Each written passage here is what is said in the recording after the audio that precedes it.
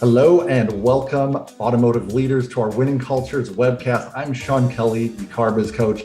Today, we fly to the West Coast to see what the dealers are experiencing in a market that has really unique circumstances all into itself. Gas prices are insane in Los Angeles, with Beverly Hills gas stations charging $8 plus per gallon. Wow, is that the case? Yeah, it is the case. It's anywhere from high $5 to all the way up to $8 a gallon right now. So commuters are they travel further in Los Angeles area than anywhere else nationally. And our guest today is Mr. Brad Mugg of Honda of downtown Los Angeles. Brad, thanks so much for jumping on. Happy to be joining you.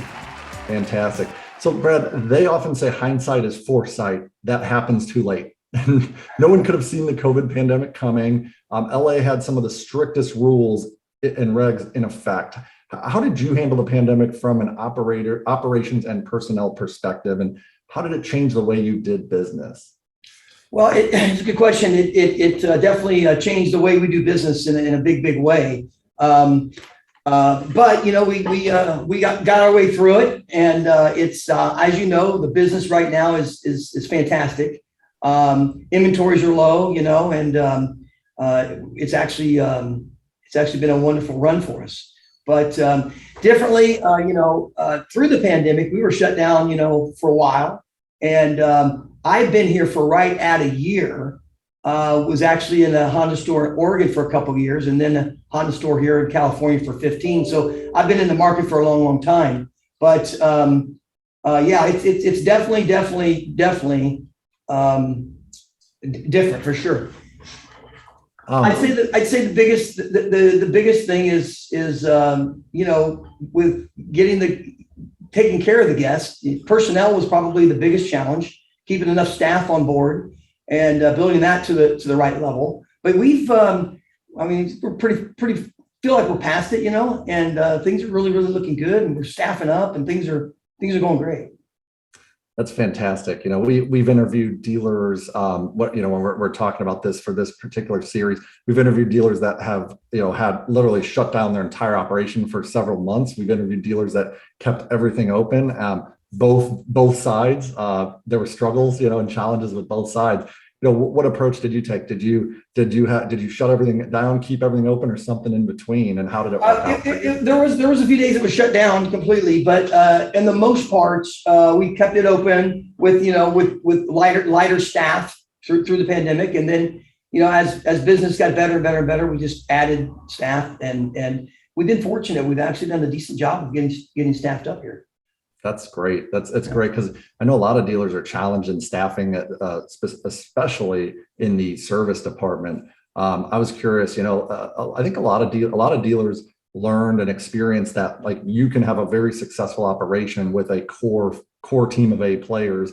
Which is great for business. It's great for the customer, I think, and great for the business. Obviously, payroll expense and things like that. What did you learn from it? Do you believe that? Do you believe that it's possible to, did you change your perspective around staffing levels as a result of the pandemic? Yeah. I mean, you could definitely, I'd say we have a lot more people getting a lot more done with less personnel. So yeah, I think you definitely, if you're running, we run lean, we definitely run lean, and it definitely does help the bottom line, and it helps the staff too. Everyone's making a good living with less people. So it's definitely working. Man, I've found that in my business too. It's like, if you've got people that are on board, giving it 110% every day, really care about their career, they really stand out, and really, it's like almost like anything else might be fluff, or might even, sometimes I think it's like the wrong people on the bus can even slow it down to the point where they slow your success. So I appreciate that. That's the one thing that's been uniform, no matter what the dealership's decisions have been. It's like the core people have really stood out in this and helped the dealers thrive, and without super high staff levels. But it's great you're refilling your staff right now. What strategies have you put in place to make sure you're bringing, as you rebuild your team levels, you're bringing in the right people? It's all about the culture. And I'm big on culture. I'm big on teamwork. I'm big on everyone being involved. I'm really big on just teamwork and helping one another, and departments helping departments. And having big meetings and thanking everyone and showing everyone how much we care about them. You walk in this store and it feels different than most stores you walk in. I have all kinds of vendors that come in, friends that come in, goes, wow, what's going on here? And we've built it to where our staff, everybody wants to be a part of the team, So I would say the biggest thing, it's been the most fun year I've had in my entire life, getting the store to where it's at today. When we got here, the store was in 35th position in the country, and we're up to 8th right now. And everyone's pulling on the rope. Yeah, thanks. Everyone's pulling on the rope same direction, and it's just been a blast, and everyone's having fun too. And that's what it's all about. So we built a pretty special place here, and we did it slowly over about a year's time. And for those of you guys that don't know, most of our Car Motivators followers are going to know this, but to go from 35th to 8th, I mean, that's got to be a pretty big swing in volume and things like. Can I ask you what did to go from 35th to 8th? How much of an increase did you need to see? About 200 car increase per month. And that 200 though includes new and used, because fortunately we've been able to double the used car performance here. But obviously new cars are somewhat regulated what you can get from the manufacturer. So you're only going to get what you're going to get. You're going to sell everything you get. So just keep that turn rate going until we earn more cars, and then gradually build that up. So it's really focusing on that OEM partnership, and regardless of what you're receiving vehicle wise, like you're pumping out the sales, you're pumping out and you're trying to purposely sell new. That man, and hats off to you. I know. So at my store, I had my own Hyundai store. We were number one in the St. Louis district for a long time, and we were able to go to number one in the region. That was about a 50 car month increase, and I know how much effort that took and the changes we had to make in order to achieve that. I mean, 200 car month increase is no joke. Could you share some of your top 3 tips on how you accomplish that? I mean, I'd love to learn. I know the Car Motivators viewers would love to learn. Everyone's like, man, I get more profit now, but volume is so tough. So how did you go about doing that? Well, it's all about the people. It's all about belief. It's all about everyone knowing where we're at and where we're going. It's talking about it all the time. It's making sure that, your entire team is on board, and literally it's positive meetings all the time. And it's just it's culture. It comes down to culture. I can't say it any better than that. It really comes down to having a good culture to where you can't wait to get here and you never want to leave, and that's what we try to build. I love what you're talking about, Mr. Mugg.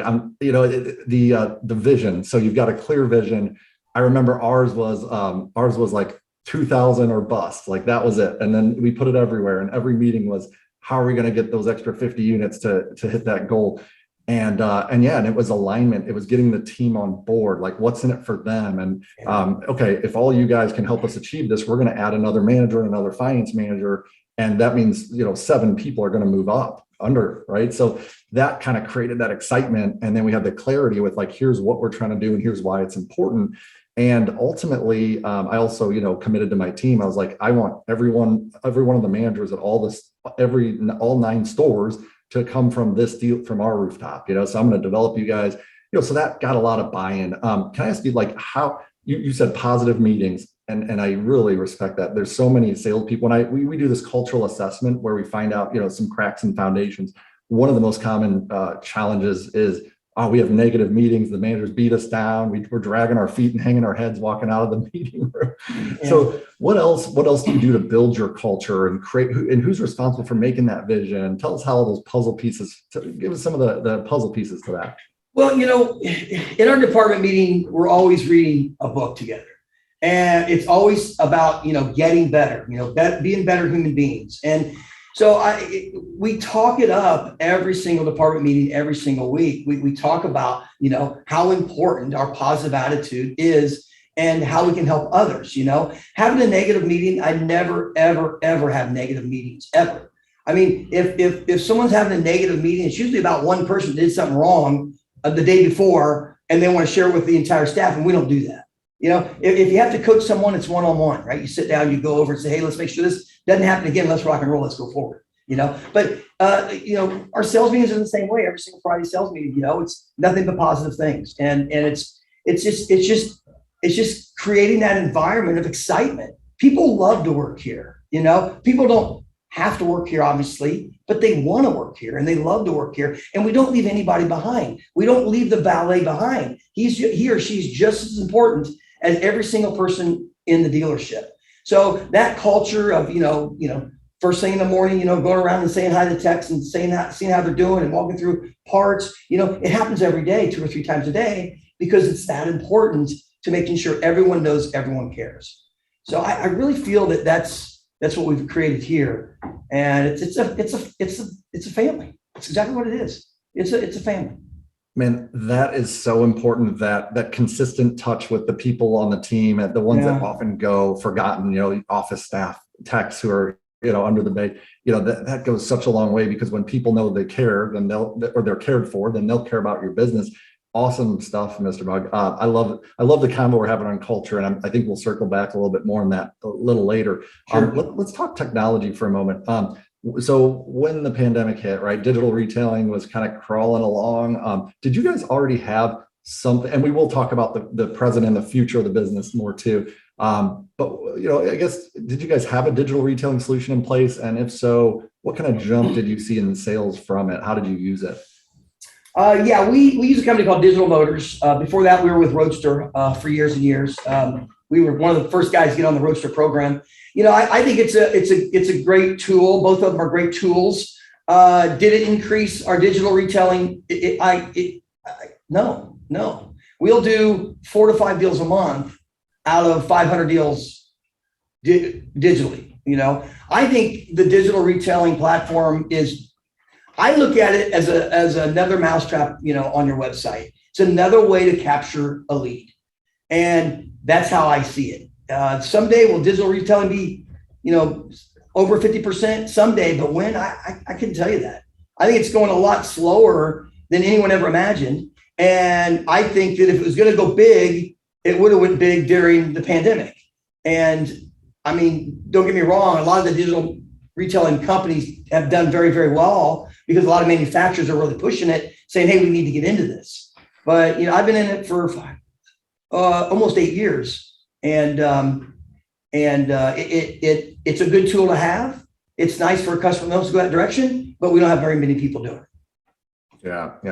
It's almost what's your take on that, by the way? Well, I think that customers have a lot of expectations, concerns, questions as it relates to buying vehicles. And I think at the end of the day, they're still buying a vehicle, which is one of the biggest purchases. Actually, I believe when you add up the total cost of ownership of all the vehicles they have in a lifetime, I think vehicle purchasing is bigger than even the house. Mm-hmm. So I think there's just so many things that people still want to drive it, smell it, and feel it before they pull the trigger. And I think they want a reliable human being to answer their questions and address their concerns. So that's my take on it. Do you feel the same way? 100% the same way. Yeah. Now that being said, and I mean, you can see, look what Carvana's recent ads are all about, right? They're all about Susan, the customer service person who's helping, so of course, why wouldn't they go that way, knowing that that's their biggest gap and their biggest challenge, I think. One of them. So, real quick, if that's the only way you have to sell a car, they're going to go that direction, right? Doesn't mean they want to, though, right? They just want that car. Mm-hmm. Good point. That's a really good point. So what you're saying is, like, they might be doing it just specifically for the vehicle, because sometimes cars can and do sell themselves. Right. And so what happens when you add the person and then the relationship and the dealership service in the mix? I mean, I don't know how anyone could ever end that. Yeah, you can't. I 100% agree. It's we're going to be here. We have to be here. And at the end of the day, they're showing up, right? Mm-hmm. Yeah. And most, it's crazy. It's like most of the top sales in our organization, as you know, we work with the leaders, we work with the frontline sales staff, the service department, and the top sales consultants that we coach. I mean, these are people selling 30 to 60 cars a month sometimes. And these guys have relationships with their customers. Their customers would never dream of going to another person or another dealership, because they're loyal to the sales consultant. And when we coach advisors and we do observational coaching, watching them check in customers in the service drive, a lot of times when I'll never forget, I was, this happened about 8 months ago, but I was in the drive doing some observational coaching with a really strong advisor. And the customer was like, had just come back after 2 years not visiting the dealership. And he asked, "Hey, what's kept you from coming back here?" And she goes, "Well, you weren't my advisor before, and I would always go to the desk on that side of the drive, and every time I came in, it was a different advisor. So I never got to establish, I guess, a friendship or relationship with the advisor." So how important are relationships as it relates to sales and service, in your opinion, to customer retention?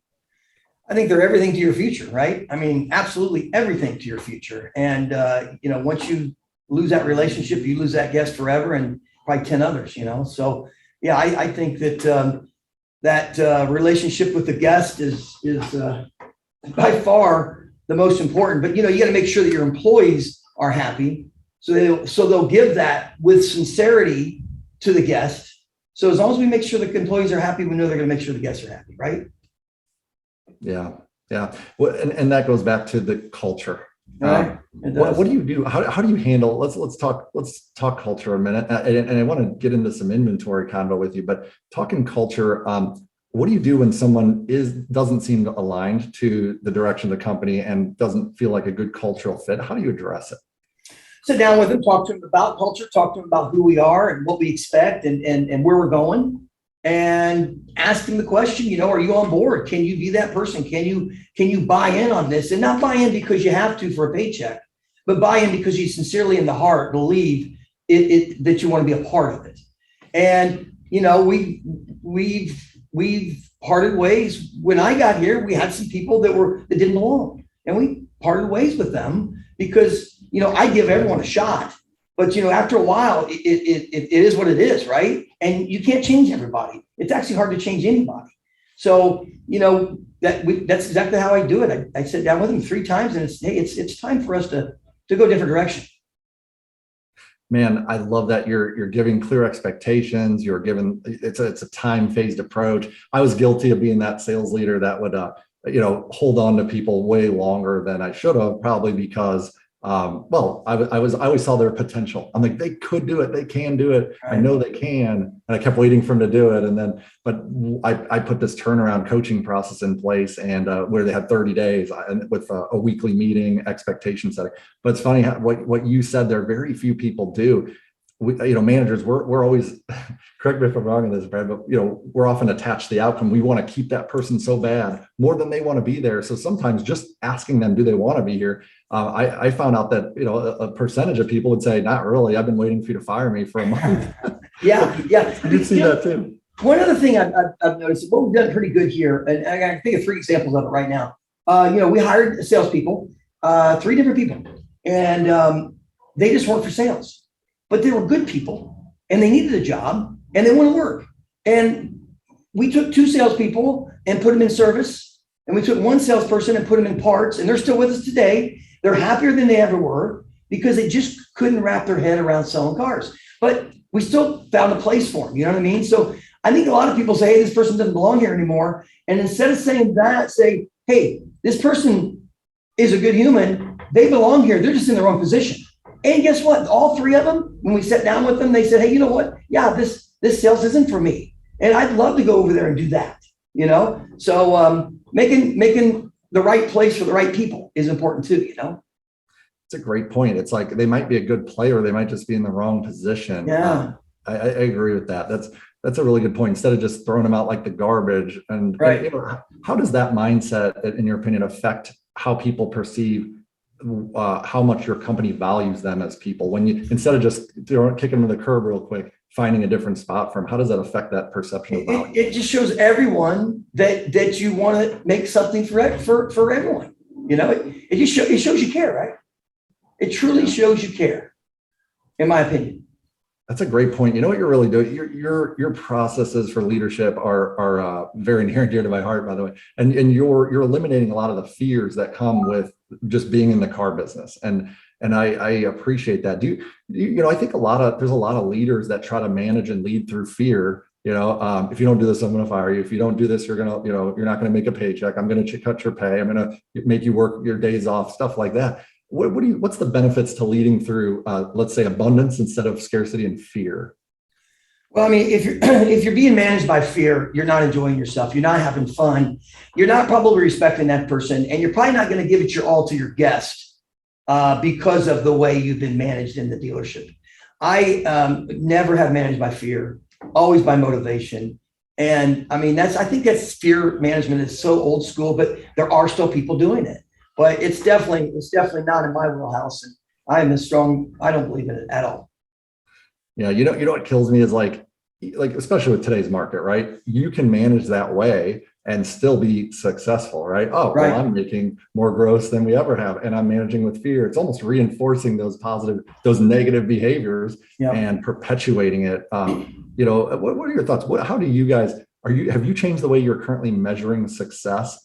Because I think a lot of dealerships are still judging everything based off what 2 years ago was like. What are your thoughts? Well, we're going through a time right now that we'll talk about for the rest of our life, right? And I still think there's another, year and a half, 2 years of this same type of demand and supply issue. Um, so, I guess I view it differently than I ever have in the past. I don't look at it anywhere near of what I looked at it before. You definitely, if you're going to compare yourself, it'd be to 2019, right? 2018, 2019. But even that's not the best measure because again, we've never been on where we're at today. So I guess my biggest measurement is what we did last month and what we did this month and how we're going to improve from last month. So you're really shortening the I time. am. Yeah. I mean, 90-day averages are pretty much the way to go these days right now. I almost long for the days where we can measure off a longer yardstick, but I agree with you. I think that's what we have to do. We have to be much more focused on that because then all of a sudden it's like, okay, PVR, $3,000 isn't, I don't, see what I'm saying? Like we can. No, I do. Yeah. Let's talk inventory. Recently, Honda made an announcement that they're and this may be temporary, I'm not sure, but they had made an announcement that they're cutting production of new vehicles by about 50%. So what's your inventory situation been like, and how do you plan on adapting to that situation? Yeah, Honda even doesn't know really. Well, they might know, but most of them don't know because we've asked several people Honda. Where's this look in the future? Where are we headed here, and what's going on? Bottom line is this summer is going to be light on inventory big time. My inventory allocation was about a third less than it was prior month. What are we going to do? We're focused on used cars in a big way. We have service drive sales going on and we're getting trades out of there. It's interesting. We're even selling customers in the service drive from getting their trade-in, their used car trade-in, and selling them another used car. That's happening more than I've ever seen it happen before. But it's all about used cars for the summer. We're focused on used cars. I mean, we're buying more used cars than we can. I mean, we're doing everything we can to buy every single used car we can, like everyone, right? Every dealership today says, we want your trade, we want your car, right? But that's what we're focused on, heavily focused on used cars. Yeah, it's an important growth area right now. And, I have a dealer that actually in Nashville, we built a growth plan around, the vehicle, the sales consultants are no longer sales consultants. Now they're sales and purchasing consultants. And they actually have to, part of their prospecting and part of when they're boarding deals, right? It's how many cars did they buy out of service or from other dealers? Like these guys are actually prospecting to dealers who have their core inventory at a non-core. So it's been really effective. Sometimes they get 20 in a month, sometimes they get 30, but those cars are all selling. I mean, it's pretty powerful stuff. Sounds like you're really taking that same approach. What sort of tools or strategies are you using, Brad, to get some inventory acquisitions out of service? Well, we have 10 salespeople in the service drive and 2 managers, and that's all they do is talk to every customer that goes to the drive. So we use we use Auto Alert as well, and my sales internet department, they are hammering the Auto Alert big time just to get an appointment, and then instant cash offer. We're a buying center for KBB. And we're doing about 30 to 40 a month out of there. Excuse me. And then we just added a second person to that department, hoping to get that number increased. Man, that's huge. Honda dealers seem to do really well with the ICO, and maybe it's just a mindset thing. I coach a Honda store in the East Coast that's got does very well with the ICO. But I think you got to take, one thing both of you guys have in common you have a dedicated person or people to those buying those cars. I'm guessing their pay plan, I'm guessing they don't sell cars. And generally speaking, like, do you do a handoff if the customer wants to trade, or can they sell them? On the KBB program, they do a handoff. On that, but obviously in the service drive, they take it from beginning to end. And we're doing right at 100 cars a month in the service drive. Wow. But you're right, though. You've got to have dedicated people to it. You can't say, hey, salesperson, go over there and shake some hands and serve. It never works. You've got to have it designated for that. Awesome. Yeah, that focused approach. Yeah, you can either do one thing at 100% or 100 things at 1%. Yeah, exactly. That focus goes a long way. Man, I'm trying to find something we disagree on. I guess we're very aligned. Hey, I love it. What about your the crazy gas prices? We talked about that in the intro. How has that affected the purchasing? I remember back in 07, 08, I guess, whenever the gas price spiked and just right around the housing market crash. And I remember I was at the auction with my little black book, and I was about to bid on I think it was a Chevy Trailblazer Trailblazer at the time, and it should have been like 11 grand, and all of a sudden that thing's going for like 8, and then I'm looking at a Ford Focus that should have been 13 grand, and it was going for like 15, 16. I'm like, what is going on here? Well, how is the gas shift there affecting your customers? Well, I mean, for Honda, being such great on gas mileage, I feel all it does is help us. But in 08 and 09, because I've been with Honda for 35 years, in 08, 09, it was crazy. You could walk out on our parking lot and every single trade was like a Tahoe, a Suburban, the everything under 15 miles per gallon. I just remember specifically going out there and go, wow, look at all these. And you're right, they're bringing no money. And, Hondas were bringing all the money at that time. And right now, it's interesting. We don't see those trades right now. We do not see those trades like we did back then. But I mean, usually high gas prices just helps Honda, because everyone gravitates to vehicles that have good gas mileage, which we definitely have that. Yeah, that's a huge advantage. That's awesome. It's always nice when the market changes affect your business in a positive way. I really appreciate that. Good. Oh no, go ahead. What were we going to say, Brad? Oh no, I was just going to say we had a sales meeting back when gas got to $5 a gallon. I go, guys, let's hope it goes to $7 a gallon. So all it's going to do is help us, and everyone's cheering and clapping, and I didn't think it was going to happen, but it did. That's fantastic, man. Yeah. All right, so this is the Nostradamus section of our webcast, where I want to ask you, Brad, to predict the future. And clearly you're doing a pretty good job of forecasting and adapting to the market situation. And you're in California, so this will be an interesting part of the convo for you West Coasters. So the EV initiative appears to be in full swing. And I just saw some crazy news today where Ford actually had taken a pretty big bloodbath as a result of investing in an EV company that has been struggling to produce. Yet, but a lot of people have challenges affording EV. I think there's some infrastructure challenges around where can I get charging stations, and which dealers have those charging stations, things like that. So it seems as though like the powers that be are driving gas prices up. But there's a lot of speculation around that. I'm not a conspiracy theorist, but to facilitate this changeover, is this conspiracy or truth? And will the car dealerships, as we see them now, still be in play in 5 years? Okay, so we'll definitely be here in 5 years for sure in play. Yes, we're definitely going to electrification. Everybody is. You're definitely right. Infrastructure is not going to be there, so it's going to be a big challenge in my opinion. I think the next year and a half, like I said, year and a half to 2 years is going to be very, very similar to what it is today. But I also think, 2 years from now and 3 years from now, we're not going to have all of those trade-ins because the manufacturers didn't build them. So we're going to have that fewer of vehicles for trade-ins. So I think inventories for used will stay tight, which will gravitate those customers.